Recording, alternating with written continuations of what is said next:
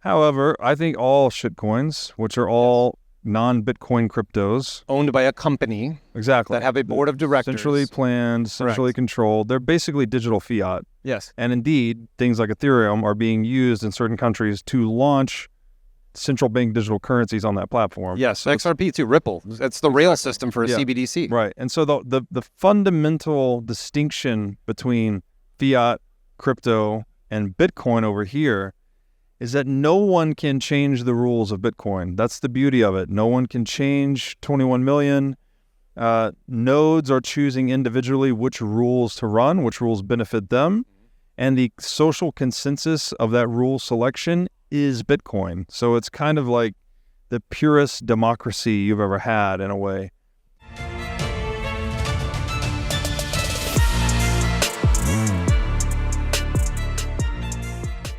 Hey everybody, welcome to the What is Money Show. I am thrilled to have you here joining me on my mission to help shine light on the corruption of money.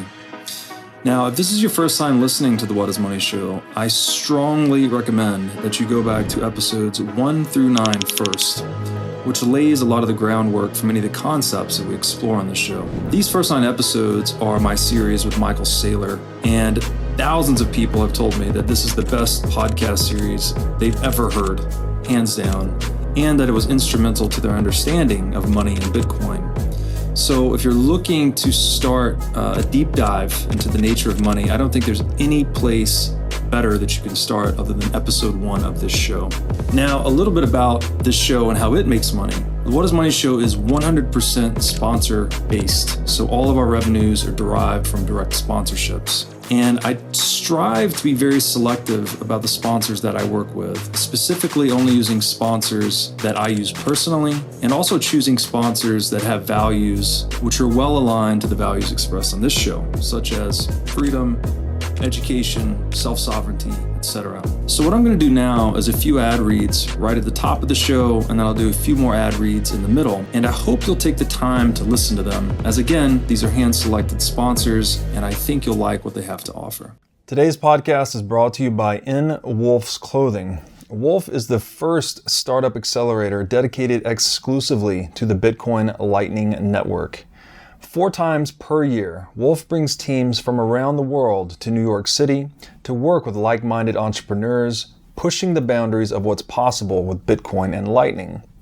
The program is designed to help early-stage companies achieve product market fit, develop their brand, secure early-stage funding, and grow businesses that help fuel the global adoption of Bitcoin. So go to wolfnyc.com to learn more about the program or apply. Again, that's wolfnyc, WOLFNYC.com. All right. Well, thank you, everybody. Welcome back to Freedom Fest in Memphis here, 2023. We are joined today by Robert Breedlove from the What is Money podcast. Robert is a wealth of knowledge in traditional economics, what's going on in the world, and more importantly, really seeing the future. And that's what people desire. So when we talk about global economics, we talk about currencies, we talk about energy. I'm so excited for this conversation. I can't even express it to you. It's such a pleasure to have you. Thank you for joining us today. Thank you for having me. It's really nice to be here. Well, Robert, tell them a little bit about, we had a conversation about this months ago, of how What is Money started in your journey, because your journey is, you're not a podcaster. You've become a podcaster because of a certain cause in your heart. And I think you probably told the story 1,000 times, but give everybody a little bit of a background on your history and what brought you to this point. Yeah, sure. Well, I do think my life has sort of uniquely taken me towards this particular role and exploring this seemingly simple question. What is money, right? Sounds like something we should all know the answer to. We use it every day. People think about it a lot. We actually think through it as well when you use it for pricing and negotiating, things like that. But it turns out, if you really drill into that question, it's actually quite mysterious. And after 340 some odd episodes, I still can't give you one solid answer. There are many, many answers to the question. And so it's a perspective question, right? It is. It is a perspective question, and it also kind of highlights the insufficiency of language.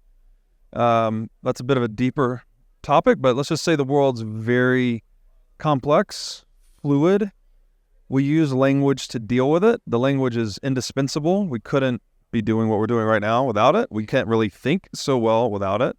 But it turns out language is not sufficient to describe reality either. So it's as indispensable as it is insufficient. But this is, again, kind of a rabbit hole that you get to. And Sure, just no, let's the question, go on it. Yeah. what is money? So from my path into it, I have an accounting and finance degree, undergraduate. I have a master's degree in accounting with a focus in taxation. My father was also an accountant and a successful entrepreneur. So I guess I've got the natural predilection for this field of work and thinking. I was fortunate, though. My mom was really big on reading.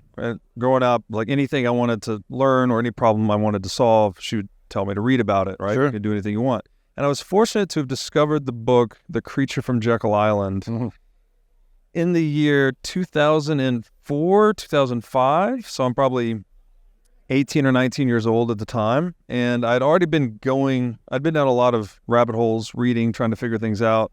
Astrophysics was my first fascination. Economics. Quantum physics is mine. So yeah. We've talked a little bit about this aligned, before. Yeah. And for me, it was just like growing up in Tennessee, you're outside a lot, looking at the stars. What's all this about? So my mom said, well, you want to know? Go find it in a book. How to get here, how I'd get here, why am I here? Exactly. Yeah. So I'm not an astrophysicist. I don't claim to have any answers about that, but I was a nerdy obsession of mine for many years. I read a lot of books about it. And then the next obsession that I had was economics. Like when people would talk about a stock market and bonds and they were such a mysterious thing to me. I was like, what does this mean? I could not fathom what people were talking about, yet people in the world in general seem to be obsessed with these topics, right? Yep. Money makes the proverbial world go round. So started getting into economics. Initially it was The Economist magazine, which in retrospect has a lot of bunk economics in it. Yes, thank you for saying that. Very Keynesian heavy, not Austrian, which is to say kind of like what mainstream media is to the truth, Keynesian economics is to real economics. Yes. Something like that. Yes. But it is a good magazine, good writing. It's not just economics. They go into science and art and literature. Some societal as well. Yeah, some societal stuff. So anyways, but I found myself with more questions than answers I was reading that it's a monthly magazine or newspaper, and it's like getting a book every month. Like it's a very serious dosage of information. And after reading that for a few years, I felt like I still had more questions than answers. And I think it was, I forget the name of the economic newsletter I was getting, but a girl I was dating, her stepdad, I wish I could recall the economist's name, was getting this weekly newsletter, and he was going more into Austrian economics, describing like, you know, the axioms of human action and how you deduce things. And I didn't get into Austrian economics at the time through that newsletter, regretfully so. I didn't get into it till many years later. But it planted the seed. Planted a seed, and it also pointed me to the book, The Creature from Jekyll Island, which was written by G. Edward Griffin. And everyone in this nation should read that book twice. It's one of the most important books ever written. Ever written. It's a true story, right? It's about the inception of the Central Bank of the United States, the Federal Reserve. But it's written like a literary detective novel. Like yes. He's really brilliantly combined. It's kind of like educational, but also entertaining at the same time. You can't replicate the writing. No. Like it was truly a unique, one-of-a-kind book. And I want to say he wrote it over a period of over 10 years. So it was like 10 to 15 years. I think it's his masterwork. And actually in that book, there is a section titled, What is Money? Right? He's going into the nature of money. Again, the inception of the Federal Reserve, what I call the corruption of money, right? We all have this intuition as free market capitalists that the market should be the referee for prices, the determination of quantity for goods and services, right? Like whatever the market demands is what producers should provide. We have this intuition about every market in the world, yet by some miraculous trick, we've all been duped into believing that the most important market in the world, which is the market for money, cannot be a free market. It needs to be centrally planned, Soviet style, by central bankers. And when I say Soviet style, Soviet democracy, this is directly from the 1848 Marxist Manifesto to the Communist Party. Measure number 5 reads, a central state monopoly on cash and credit. It's a necessary component of a Marxist or communist society is a central bank. Correct. We've imported that into the quote-unquote free market capitalist West we have today. Correct. And my strong argument would be, if money is one half of every transaction and money is centrally planned, then we are not a free market capitalist society. We are at least one half socialist based on that fact alone. At very least. Yes. Yeah, the calculation couldn't be derived. You can't do it because it's all conjecture. Yes. But at least half of us is socially driven. But if you remember, the communists used to call their country, which is completely overridden by tyrants, a democracy. Yes. But a Soviet-style democracy. So the planting of the seed that began decades and decades ago. And going from Creature of Jekyll Island, you can go through the whole history that he rewound, right? You have 1913, 1914, you've got a Federal Reserve taxation that's built in. So now you have this entire collection system that's designed to literally enslave every person while a media convinces them they're free. Yes, and that media is paid for by the proceeds stolen through said machine. So it's a very insidious loop, right, where people are being robbed blind via taxation, inflation, regulation, and then those proceeds are used to conduct psyops through mainstream media. Yes. And it's a weird thing. Eric Weinstein has a great quote that the idealism of every age is the cover story for its greatest theft. So under Marxism, we had that wonderful utopic phrase, from each according to their ability to each according to their need, right? We don't need prices. We don't need markets. We're just going to all converge in brotherly love, and capitalism will end and the socialist utopia will rise. Because that's worked before. Right. And then what is the practical outcome of that? Hundreds of millions starved or murdered. The most insidious tyrants the world has ever seen, from Mao to Stalin to Hitler, all of these. And again, a few that exist today that we haven't documented yet. That's right. Well, they're up and coming. So I want to answer your original question, though. But the key point there is that the book, The Creature from Jekyll Island, opened my eyes to the reality that the biggest problem in the world that I know of, from like an addressable engineering standpoint, is that we have central planning in the monetary system. Yes. And just like central planning, empirically and theoretically, does not work in any market ever in human history. Surprise, surprise, it doesn't work out in the market for money either. Right. Yet we all live under a central banking paradigm. We all have fiat currency. We all use fiat currency. It's every nation state in the world has a central bank. There's nowhere that this does not exist. Right.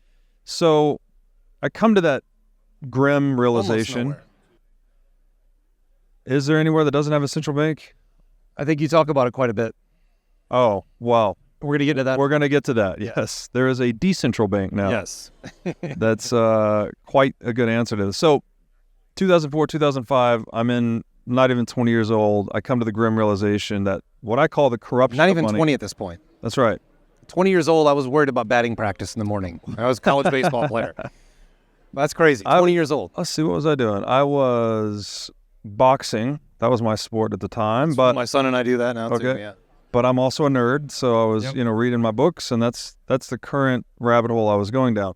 But I got to this point where, and there's a great book, an abridged version, because The Creature from Jekyll Island is a monster. It's 600 or 700 pages. Yeah. Again, it's a great read. I highly recommend it. A lot of people don't have the patience for that, though. You can It's a summer read. You can get summer, read it. That's right. You can get a summary, I would say, a summarized version titled Dishonest Money by a guy named Joe Plummer. It's good.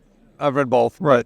Stick with The Creature from Jekyll Island. I agree with that. But for those that don't have the patience for the 700-page book, Joe Plummer's book is 80 or 90 pages. Yeah. You can read it in a couple hours and get the gist of... I'm going to age myself. It's a cliff note. Yeah, it's a cliff note, basically. So anyways, I come to that grim realization. I actually get the book Dishonest Money for a few of my family and friends, give it to them as gifts. And I'm like, hey, everyone, here's the problem. Like, this is what's wrong with the world. Let's do something. How many read it? I think I got at least 10 to 15 copies. Wow. I think 2 to 3 people read it. It's about right. And those that got back to me said, okay, interesting book, interesting take. Seems like a big problem. What can we do about it? Mm-hmm. And again, this is 2004, 2005, and I had no good answer. I was stumped, actually. I was like, I don't know. I thought we just educated ourselves, and I would go out and create the change in the world. I would guess to say you still don't have a firm answer. Well, I don't have an answer, but I think there is an answer emerging. I agree. And I hope to be participating in the emergence of that answer, but it's not mine. I didn't make it. That's kind of the beauty of it, is that it's no one's, and no one can control it or manipulate it. Yes. But we'll get to that. So I don't know. It was a feeling of hopelessness, a feeling of disenchantment, a feeling of, here's the biggest problem in the world, but there's nothing we can do about it. So I kind of put the whole thing in an intellectual box for myself and put it on a shelf and said, all right, I'm just going to go back to school and try to get a degree and, chase dollars, climb the corporate ladder, rah. But it definitely left a mark. It left this Well, from there you went into the fund business. You were managing funds. Well, accounting and finance is school. Yeah. So I got the master's degree in accounting. I did public accounting for 4 years. I was an entrepreneurial services guy, so I was doing tax strategies for large capital pools, high net worth individuals. Then went into the CFO world. So I was mostly in technology sectors, like healthcare software, hospitality software. Also worked in a construction business for a while in a CFO capacity. So did all that.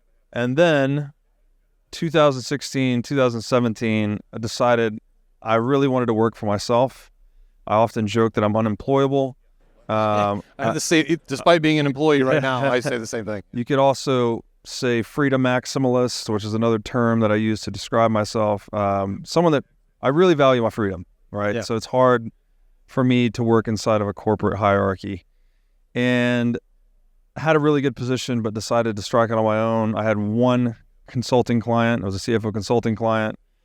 Didn't really know what I was going to do for a business other than consult for them and see where it goes.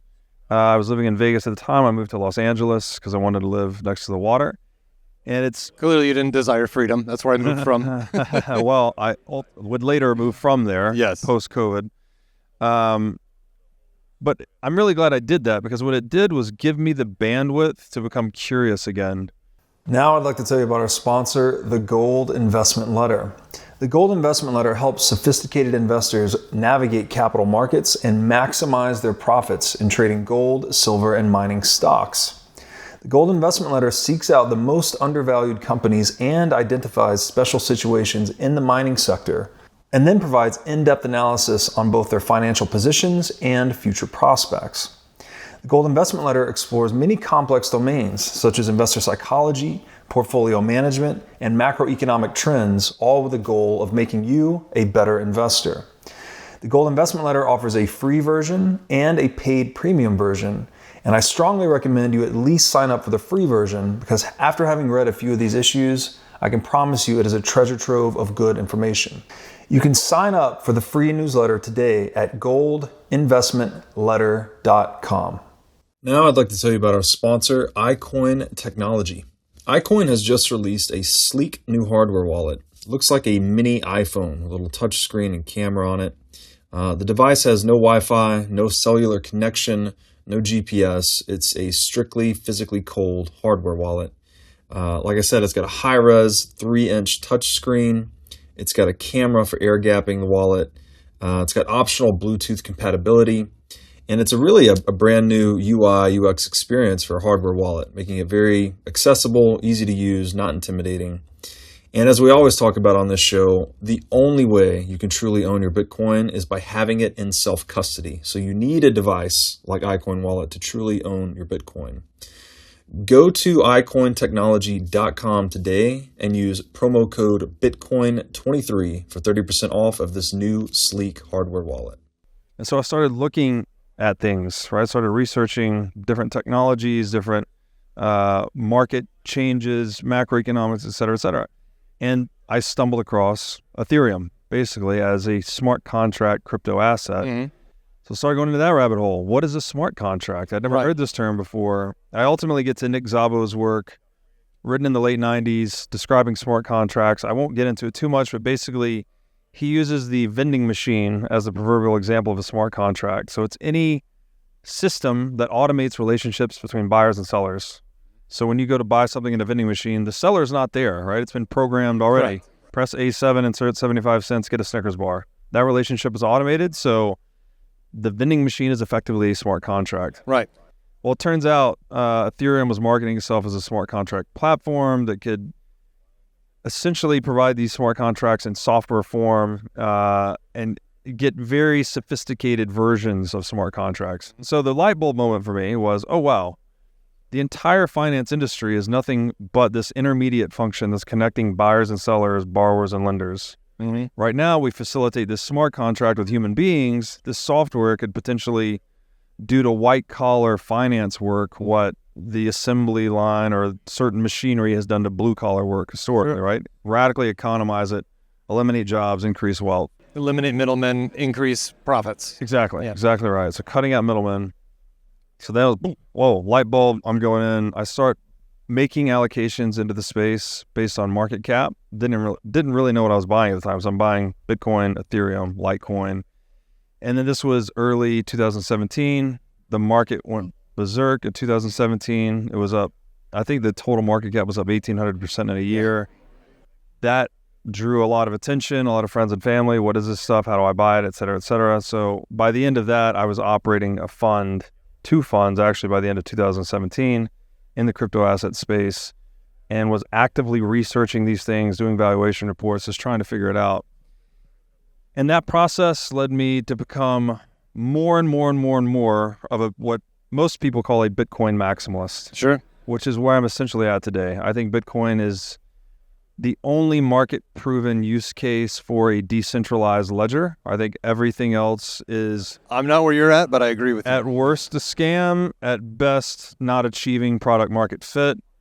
And I view Bitcoin as the decentralized technological solution to that problem that I identified so long ago, which was the centralization and monopolization of money, basically. So, and it's a weird thing to think about because the reason the central bank exists is because there are economic efficiencies to be gained by putting all the gold in one place and issuing a paper token on top of it.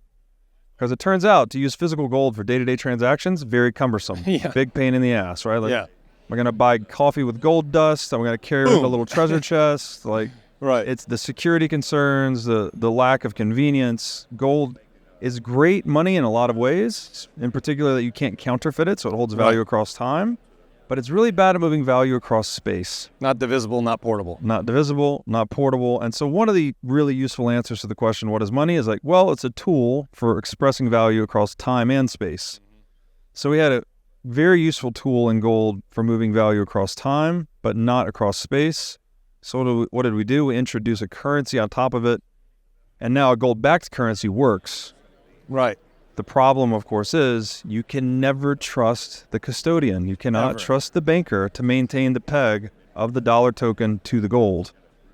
Ever. That's been proven. This is all we do. We since Solomon, this has been proven. Exactly. Yeah. So you move from a full reserve to a fractional reserve to a zero reserve, which is a fiat currency standard. And it is that then you have France in the 1600s. Yes. That's pretty much where you end up. Yes. We're approaching. Yes. You could chart the boom and bust of civilizations historically largely by how much they've compromised their monetary protocols. Correct. It is the base layer of human interaction, right? Money is, if the money's not working, social cooperation cannot scale. And as a proof of that, look at any hyperinflated economy. You can't trust anyone, right? You can trust your small circle of family or friends, but I can't trust the bread driver to deliver bread to the grocery store that I can then go and buy because the money doesn't work, right? He's not getting paid. The delivery can't be coordinated. The price signals are disturbed and distorted. So the punchline is, if we can get a monetary standard that's incorruptible, unbreakable, then we can build a civilization that is equally incorruptible and unbreakable, right? It's like building your house on rock versus sand. Biblical. It's biblical, indeed. And this weird realization that it was gold's technological shortcoming, that it lacked portability and divisibility, that led to the emergence of the central bank, that led to this zero reserve currency standard we're on called the fiat currency standard, that gives government a source of limitless revenue. Yeah. They can borrow and print as much as they need. Yeah. So what do you end up with? Significant government overgrowth, their encroachment into all aspects of your lives. Yeah, we're watching that right now. Need we rewind the past 3 years of the pandemic? Past 35 years. Yeah. I mean, it's coming, so it's just coming faster now. It's getting faster, it's getting more intense. And the answer, in my admittedly narrow view on money is, and we say this a lot in Bitcoin, fix the money, fix the world, right? Agreed. Every other business organization in this world is accountable to their P&L. If you don't produce profits, then you go out of business and the capital is recycled to higher and better use. The one legal exception to this rule is the state. Mm-hmm. They can run a perpetual deficit by printing money, and they can externalize the losses onto productive market actors. So you can disincentivize people to be productive because they're getting fucked by inflation and taxation, while you incentivize people to be non-productive and political by getting as close as they can social to justice warriors. Absolutely. Yep. So there's the corruption of money, I would argue, is a major contributor to the corruption of the soul of humanity. Mm-hmm. Like, for us to be productive and honest and engaging in long-term trading relationships to acquire wealth rather than attacking each other. Which involve trust. Always have. You got to trust the money to be able to trust people. Yes. The integrity of the money is directly proportional to the integrity of the civilization. If goods and services don't cross borders, soldiers will, as Bastiat said. So you need sound money to have a sound world. So it's a very long-winded answer to your question, but that's kind of like my path into this. And then eventually I decided I don't like the fun business. Yeah. Trying to outperform Bitcoin in a 365, 24/7 market is brutally hard. Yeah. Didn't enjoy it. The stuff I was writing was becoming popular. The podcasts I was doing were becoming popular about that.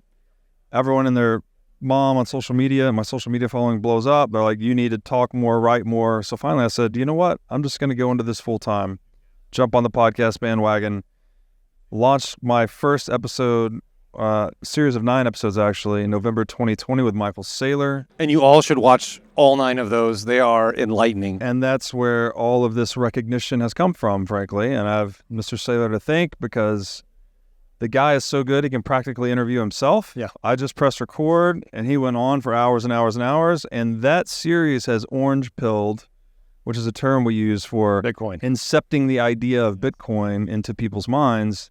It has orange-pilled more people, I think, than anything I've ever heard of. I've been recognized all over the world.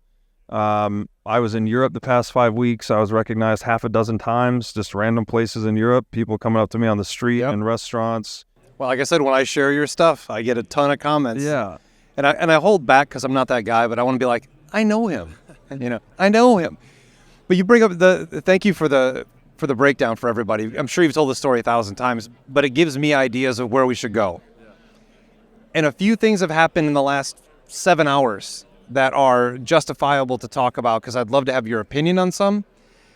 Here at this event, we actually heard Steve Forbes at 9:30 this morning say his prediction is by 2024 that we'll have a gold standard in America. That's one. Okay. The other one is the XRP ruling on being not a security and this big push. We had a conversation when I first met because I was like, where do I stand? It's the hard part about crypto. And I've been talking to you and to Michael for a year and a half now and listening to your shows, which you listen to them. They're educational. You all should listen to what he has to say. He's unobjective. I mean, you are biased in a certain sense because after almost 2 decades now of research, it has led you to believe that this is the answer. It may not be for you. It wasn't for me, but if you listen with an open mind to your conversations, because you have great conversations with people, you will absolutely get nuggets that'll lean you one way or the other for quite some time, and you'll find your destination. And I strive to not be prescriptive about it. I hope that comes through in the show. I'm not here to tell you to buy Bitcoin. I think the best advice is to study Bitcoin, actually, or just ask yourself, seriously, what is money? Try to answer it for yourself and see where it leads you. Well, that was the other question, is the question of what is money. I say it's perspective because everyone has a different perspective, right? I'm sure you've heard of Silent Weapons for Quiet Wars. And yes, I haven't read it, but I've heard of it. And I think on your recommendation.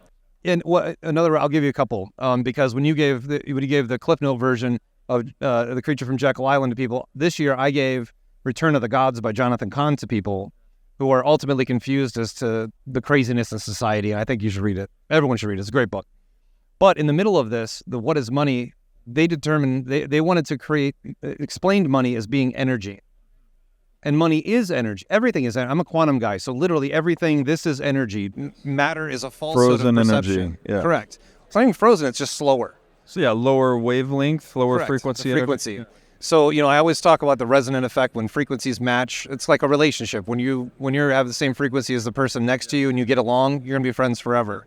When you have a break in that energy, it ruins things. And that's also a quantum piece.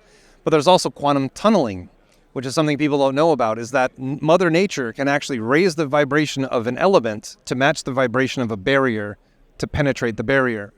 So when you talk about like movies where guys walk through a wall, that's science fiction in the movie, but it's a reality in quantum physics. So there are tunnelings, there are cells that go through barriers of veins to leak into the bloodstream. Many things of example. So if we look at money as energy, and I think that's a good perspective on it because that's how the enemy wants us to believe money operates. So if we look at it from that perspective on energy, I can't disagree with the argument. If you have a lot of it, you have a lot of energy. You want to do a lot of things. If you have no money, I've been on both sides. When you have no money, you'd really want to do anything because I don't want to spend the last reserves of my energy in order to fill my need for more. Right. And when we talk about that specific piece, we talk about gold, bricks, all these things that are happening right now. Like bricks to me is interesting. It's been around for 23 years. They're just now coming to the surface and people are paying attention, and they should, because this government has weaponized our dollar, our fiat. We've basically said our fake money is more than your fake money for generations. And people are starting to realize, well, our fake money is just the same as it's just as fake as yours. And in our industry, I'm in oil and gas, so it's getting into this conversation is so beneficial for all of our investors to go through, because I'm the crazy guy saying gold, silver for preservation of wealth, raw land for future expansion of homesteading, whatever you want to do, oil and gas for tax benefits and income and sovereignty. If you don't have energy, you don't have a nation, and Bitcoin. And everyone comes up to me and says, why are you recommending Bitcoin? And I'm like, put it point blank, it's energy. And that's Jason Lowery talks about in his book, Soft War, which is also a great thesis. There's some things in there I don't understand, some things I don't agree with, but all in all, his general thesis is pretty spot on. I don't know if you agree with that. But he's describing in there the store of energy that Bitcoin creates. And I think that that's so important to understand with BRICS and people talking about BRICS creating a gold-backed. That'll never happen. There's no way 5 nations will create one currency. Who holds the gold? Who distributes the money? Can you trust any of them? The answer is no. But when Steve Forbes publicly states, and I know economists, and so do you, and they don't get fringy, right? I do, because I don't make money giving predictions. I make money doing oil and gas. But when I give a prediction like that boldly, I've done it, but I've never seen an actual world-renowned economist come out and say, by 2024, we'll have a gold standard again, especially with the administration we have in place. So my brain has been on fire with that, and then hours later we hear this XRP thing. What's your take on all that stuff? Now I'd like to tell you about our sponsor, Wasabi Wallet. With Wasabi Wallet, you can receive, send, and store Bitcoin privately. In Wasabi Wallet, your transaction history and wallet balance are completely hidden. Wasabi Wallet is easy to use, all of its privacy features are built in by default, and it works with any amount of Bitcoin. Wasabi users can make CoinJoin transactions together with BTC Pay server users or Trezor Suite users. For BTC Pay server users, they can make payments directly inside of a CoinJoin, and for Trezor Suite users, you can make CoinJoins directly on a hardware wallet. These features result in fee savings and security improvements for both sets of users. So go to wasabiwallet.io today to download the state-of-the-art Bitcoin privacy wallet. Now I'd like to tell you about our sponsor, Casa. Casa makes it simple to buy and secure your Bitcoin without wondering whether you're doing it right. Specifically, Casa provides a multi-key custody solution, which is by far the most secure way to custody your Bitcoin. Now, when I talk about Bitcoin being theft-proof money or inviolable private property, a multi-key custody model is exactly what I am talking about. Using multiple keys lets you maintain full control of your Bitcoin while also giving you redundancy in case you lose one of the keys. It's also the best way to secure your Bitcoin for inheritance planning purposes. So go to keys.casa, that's CASA, today to sign up and use discount code Breedlove. Yeah, there's a lot there. It's like 10 questions at once. I'm sorry about that.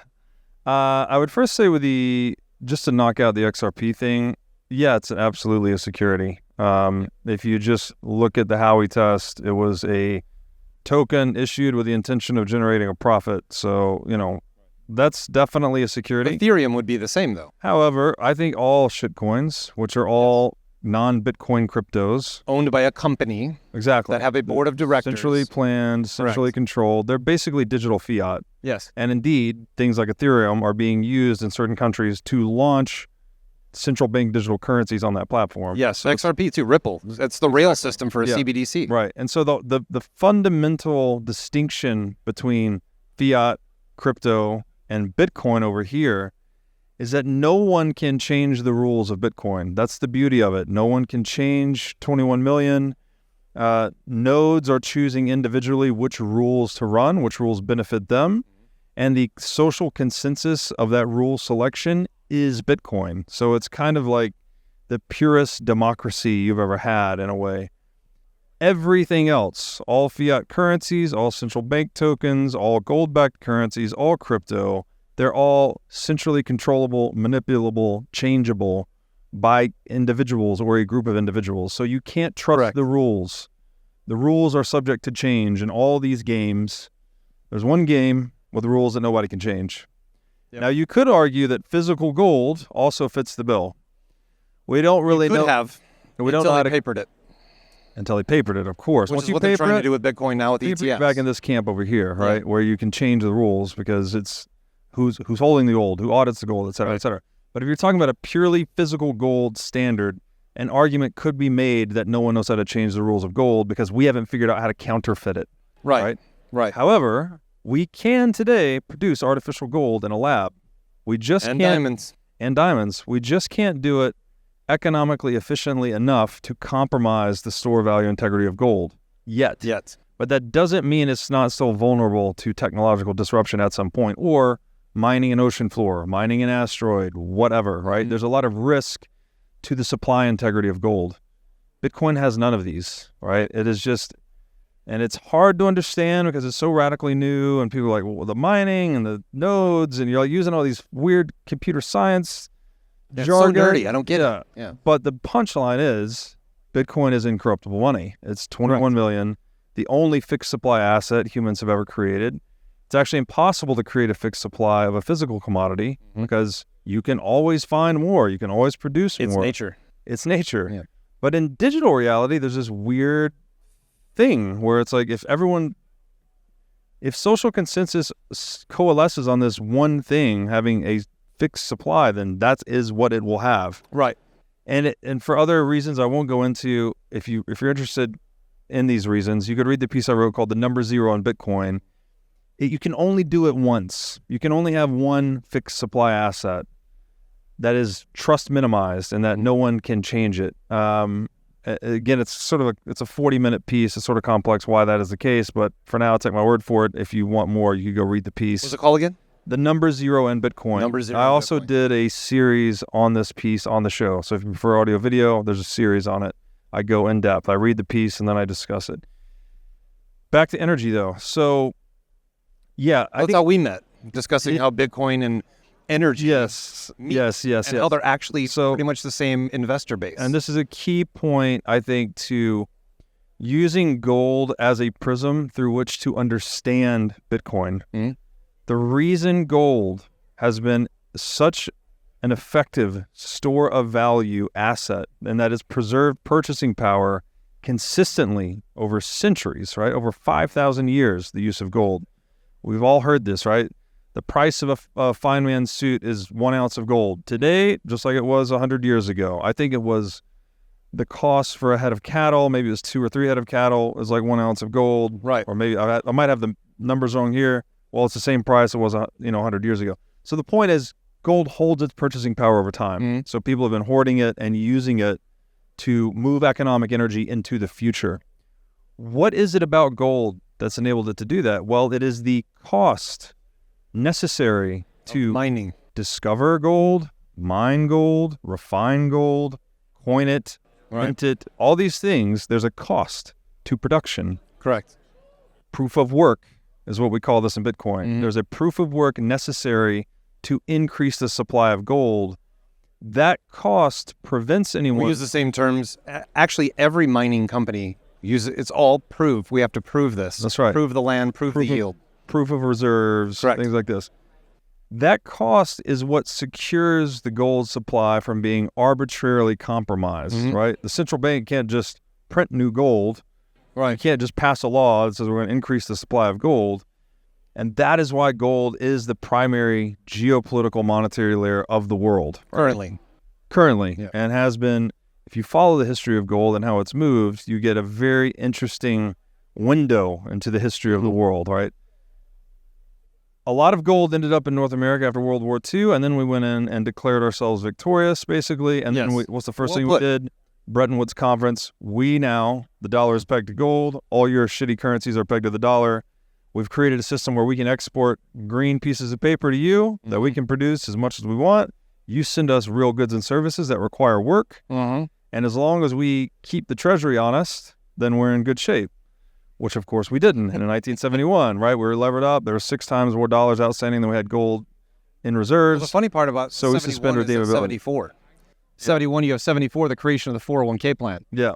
Well, you're tired of paying taxes from the creature from Jekyll Island? Let's shelter your taxes into a corral where you can only invest in stocks and bonds because we control those two. Right.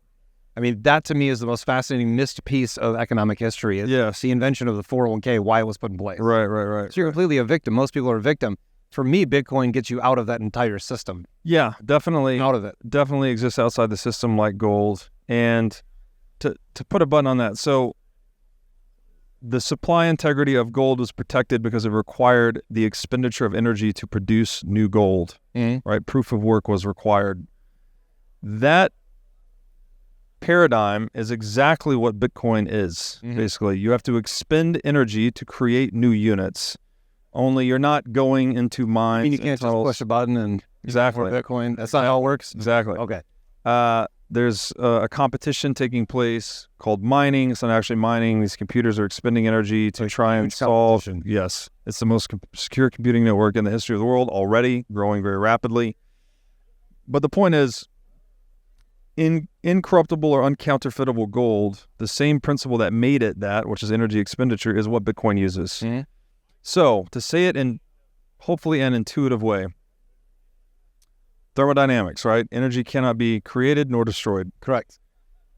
It makes sense that if we want to create a money that nobody can counterfeit, that we tether the thing, the money, to the one thing nobody knows how to counterfeit, which is energy itself. Thermodynamically, we are restricted from arbitrarily creating energy out of poof thin air. You have to actually do the work. All right.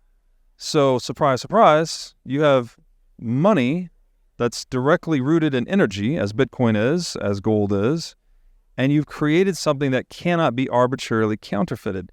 The further advantage of Bitcoin, though, is that since it's non-physical, we don't need to centralize its custody in one place. Right. We don't need to build a central bank around it. We can't lose it in the ocean.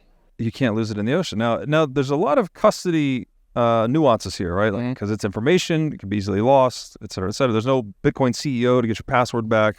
Thank God. With great power comes great responsibility. Yes. Right? You have to take custody very seriously, and it's radically new because it's informational. All that being said, though, it's and another way to maybe think about this. If money is that which we use to acquire goods and services, that's what it does, right? That's another definition of money. The thing we use to acquire goods and services. What is common among all goods and services is that they all require energy to produce. There's no such thing as a good or service on this planet, nor has there ever been, that does not require energy to produce. Right. Wouldn't it make sense that the thing we use to acquire goods and services that require energy to produce, wouldn't it make sense that that thing required some energy to produce? Wouldn't that be fair? Wouldn't that be like a normal, sort of intuitive, obvious thing?